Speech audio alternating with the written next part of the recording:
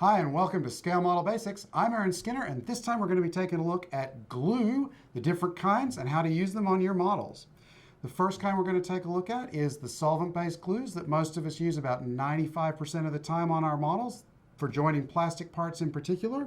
They work by dissolving the plastic along the seam, and when they evaporate, they weld the seams together. There is the old school tube glue that most of us used as kids. Still has its uses, a few. There is the kind most of us use almost all of the time for plastic kit parts, and that is liquid glue. There is super glue, probably the second most common type of glue you're going to use on your models. It's great for joining delicate parts and things like photo etch to plastic or resin to plastic. There is clear part cement or thin white glue. Obviously, it's right there in the name what you use it for, clear parts. It's used also for joining delicate parts. And two-part epoxy for when you absolutely positively have to get parts joined together and you want them to stay. Let's take a look at each one and how to use them. So let's start with tube glue. Now, we don't use this a lot in modeling these days because it does have some disadvantages. It can be a bit stringy. It's kind of hard to apply cleanly. But it does have some advantages, in particular joining thick, heavy plastic where you want the glue to get into and you're not sure that liquid glue will penetrate as deeply and give you as strong a bond. It also, because it's thick, it stays exactly where you put it, so it's not going to flow outside of that join while you're getting it together. And it tends to have a little bit of a slower setting time, so you get a little bit more working time. Okay, so what I'm going to do is take a little of the tube glue and I'm going to squeeze it out. Oops, it's already stringing. Squeeze it out on a palette. Here I'm using an old CD. These are great for this kind of thing because you can throw them out after you're done. I take a little on an applicator, and this is a great use for an old micro brush where the bristles have gotten all glued up or something. I'm going to very carefully put it on the inside of the join, keeping it away from the outside edge so it doesn't bubble out too much. And apply a fairly liberal amount. And you can see the disadvantage already with the stringing thing, where it's wanting to string across parts and get attached to things. Like I said, it's not something you want to use a lot of, but it does have its uses. And then once you've got the parts glued together, or the parts glued, then you just press them together. And as you can see, it does give you that extra working time. It's great on this figure because it will bond these parts fairly cleanly and give me some time to push them together. And then to be sure, I'm going to take a rubber band. That should hold it while that glue sets up. So an important tip when using this old school tube glue is that it is thick and it takes a while to set, so it can ooze out of that join while the parts are being clamped. And that means if whatever you're using to clamp it is plastic or rubber band in this case, that glue can affect that plastic, weakening the clamp and potentially seep along the edge of that clamp and mark the plastic. Remember, this glue works by melting plastic. The other kind of solvent cements are the liquids. These come in a couple different forms. There are the thin versions, which are almost like water that you apply with a brush. And then there's a slightly thicker kind, which often come with a fine metal applicator. Let's start with the liquid kind. Now, an important thing to remember is most of these will come with a brush in the bottle. A lot of times this brush is too thick for the kind of fine work you want to do. To me, this is an exception to that rule, but if you're using something else, dedicate a fine brush to just using for glue so that you don't inadvertently use it for paint. So to use this, it's as simple as getting the parts together first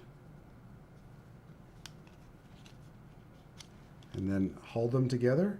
Not too tight, you want a little bit of a gap on the seam, and then just touch the brush to the seam, and the glue should be drawn into the seam from the brush, and then as it is, just squeeze the parts together and just keep going along the seam.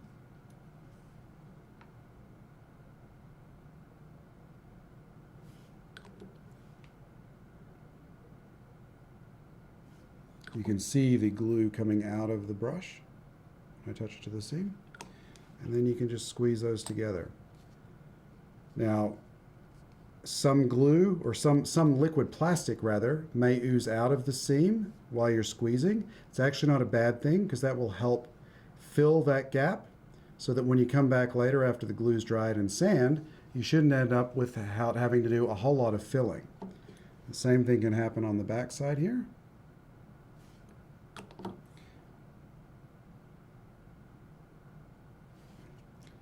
And this is where this kind of cement really shines, is these kind of really thin gaps, because you can be sure you're not applying too much and risking distorting the thin plastic on this trailing edge of this aileron.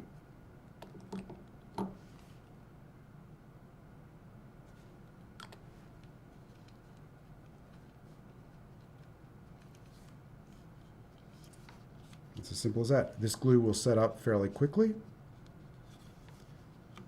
So that is the bottled kind of liquid cement. All right, so for the slightly thicker solvent cement, take the lid off, and then it's just a matter of very carefully drawing the applicator along the joint surfaces. As you can see, it is thicker, and it kind of sort of that cross between the tube glue and liquid cement where it stays where you want it. Go ahead and apply it to both surfaces.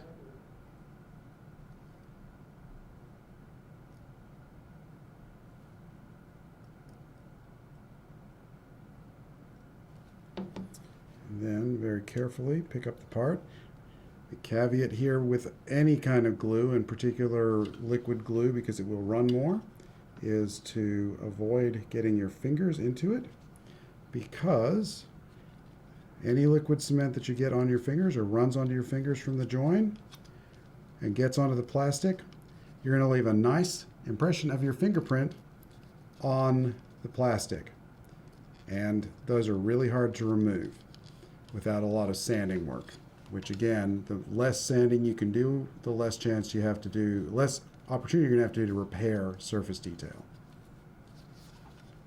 Simple as that. And then you can see there's a gap here, so I'm just going to clamp it. I really like binder clips for this because they're plentiful and they're adaptable to different shapes and sizes. And we'll hold it while the glue sets.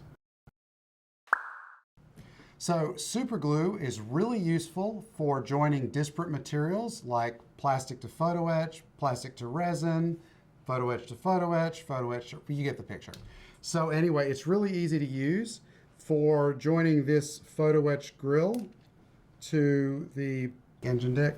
Super glue comes in different thicknesses or viscosities. There's super thin, which sets fairly quickly. There's medium density, or sometimes called gap filling glue, which takes about 30 seconds to set up. And then there is even slower setting gel type super glue that can take more than a minute to set up. I'm using the thin stuff here because I want it to just flow along. Take a little on an applicator. This is a glue looper, particularly useful for this kind of work. And then hopefully without moving the part, I just want to touch it to the edge, and it should be drawn along the edge just like liquid glue is. You just go around several times, get it pretty much set, and then once you have it sort of tacked in place, you can hit it with some accelerator, or kicker as it's sometimes called. And you want to touch this near the joint and let it flow into it. You don't want to touch the applicator for the accelerator to the glue itself, because it will harden the glue in the brush and make the brush useless afterwards. All right, and then once that has sort of set, you can always add more glue to it. Just be aware that if the accelerator is still active, it can harden the glue in your applicator. If that happens, you can clear the applicator with fire. A lighter or a match will get rid of the hardened glue. That's how you use super glue. So clear part cement, or what's sold as clear part cement, it's a little like thin white glue. Goes on white, dries clear. The big thing about this is it will not affect the plastic. Unlike solvent-based cements, if they get on clear plastic, they're going to mark it, they're going to distort it. Super glue can cloud clear plastic, so you want to avoid using it on clear plastic. That's why you want to use this stuff. It's very neutral to plastic, but it forms a strong bond. What I like to do is put a little out on a thing. I'm using micro crystal clear. And then I like to thin it with just a little bit of water so that it flows into the joint a little easier. So I'm going to pick up a little of the glue. I'm holding this windshield in place. This is a 48 scale Citron from Tamiya. And I'm just going to let it flow along the gap. The nice thing about this stuff is that with a damp rag you can remove excess.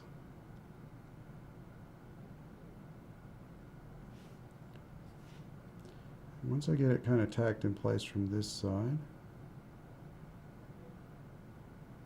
it's also a process you don't want to rush, as with all of these things. I'm going to flip this around so I can see the back side. And I'm going to apply more of the glue on the back side of the window. Now remember, this stuff dries clear, so it won't be super obvious where it is on the inside here when it dries. It can be a little glossy, but you can hit that with a little dull coat brushed on and take care of that. The other nice thing about this, just like it's neutral to plastic, is it's neutral to paint. So you can actually do things like this on a pre-painted model. It's really useful for attaching canopies and windshields on a painted body or fuselage without worrying about the paint. Most glues, super glue and solvent cement in particular, are not very friendly to paint. In fact, paint can interfere with the glue. So I'm liking that pretty well so far. I'm just going to let that dry. Now I'm pretty happy with the way that windshield's looking, so I'm going to set it aside to dry. Microscale says that micro crystal clear takes about 15 minutes to set, longer for a firmer bond. I recommend leaving it for several hours before handling the model. The crystal clear has a little bit of flexibility in it, so it can stand up to some handling, but you really don't want that windshield popping out after it's dried, because then you have to try and redo it. Now you've got more parts in the model. It can be harder to reach. So just let it alone. Patience is the watchword here. So epoxy, like superglue, can be used to join disparate materials. The big advantage epoxy has over superglue is strength. Superglue can be a little bit brittle and it can fracture under stress. Epoxy doesn't do that. So if you've got something like a landing gear leg or a large structure that needs strength, I recommend using epoxy. It comes in two parts, a hardener and a resin. And it can be available either in these kind of two-part applicators or two different bottles.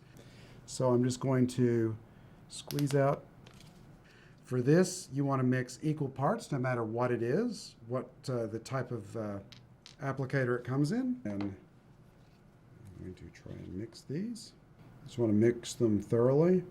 There's that odor. It does have a particular odor. And once it's mixed, you're satisfied that you've got it mixed together. I'm going to take these gloves off in case I have any epoxy on them. And put on some fresh gloves. This stuff is kind of nasty and not very kind to your skin, and it will take forever to come off if you get any on you. So gloves are important. Do remember that you've only got 5 minutes, so don't waste too much time. All right, so then I'm going to take a little on an applicator, in this case another old microbrush, and I'm just going to put it into the hole, and then this does not need to be applied to both surfaces, and then I'm going to press the two parts together. And I'll go ahead and do the same thing with the other one.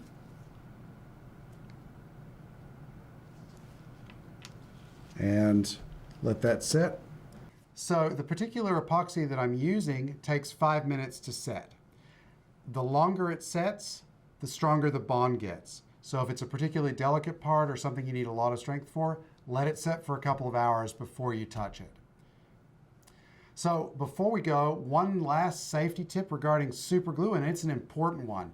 This stuff will bond flesh faster than anything, gluing you to your model or to yourself really quickly. So it's a good idea to keep debonder or an acetone-based nail polish remover on hand. You can work that slowly into the joint that you don't want to be a joint and pry it apart. That wraps up our look at glues and their common modeling uses. Thanks for watching. I'm Aaron Skinner, and we'll see you next time.